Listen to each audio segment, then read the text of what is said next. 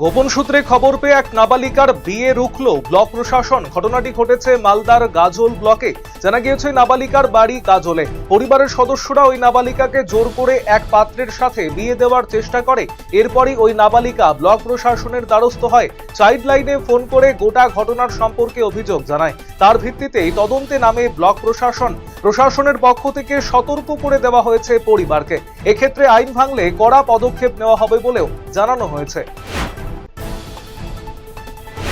উত্তর দিনাজপুর জেলার করণদিঘি থানার উদ্যোগে হারিয়ে যাওয়া 91টি মোবাইল ফোন উদ্ধার করে সেগুলি প্রকৃত মালিকদের হাতে তুলে দেওয়া হলো।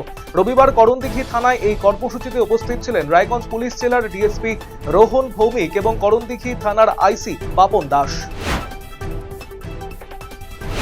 রবিবার রাতেই ফুটবল বিশ্বের মহড়ার মুখোমুখি আর্জেন্টিনা বনাম স্পেন। হাই ভোল্টেজ এই ফাইনাল ঘিরে উন্মাদনা তুঙ্গে মালদার চাঁচলেও। ফুটবল প্রেমীদের জন্য রাজ্য সরকারের উদ্যোগে চাঁচল মহকুমা প্রশাসনের ব্যবস্থাপনায় হাই ভোল্টেজ ফাইনাল উপভোগ করতে চাঁচল নজরুল বাস টার্মিনাসে বসানো হচ্ছে জায়ান্ট স্ক্রিন। হরিবাড়ির ইন্দো নেপাল সীমান্তের পানি ট্যাঙ্কি এলাকায় মেচি নদী পার হয়ে ভারতে ঢোকার চেষ্টাকালে বিপাকে পড়লেন এক যুবতী।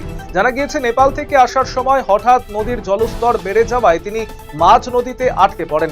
বিষয়টি সীমান্তরক্ষীদের নজরে আসতেই নেপাল পুলিশ দ্রুত উদ্ধার কার্যে নামে।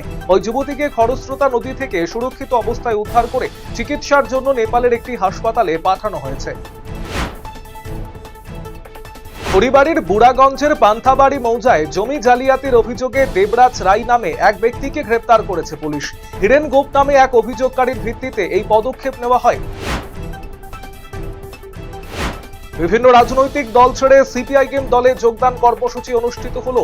রবিবার সন্ধ্যায় হেমতাবাদে সিপিআইএমের দলীয় কার্যালয় এই কর্মসূচি অনুষ্ঠিত হয়, যেখানে উপস্থিত ছিলেন সিপিআইএমের হেমতাবাদ এরিয়া কমিটির সম্পাদক হান্নান আলী চৌধুরী সহ অন্যান্য নেতা কর্মীরা।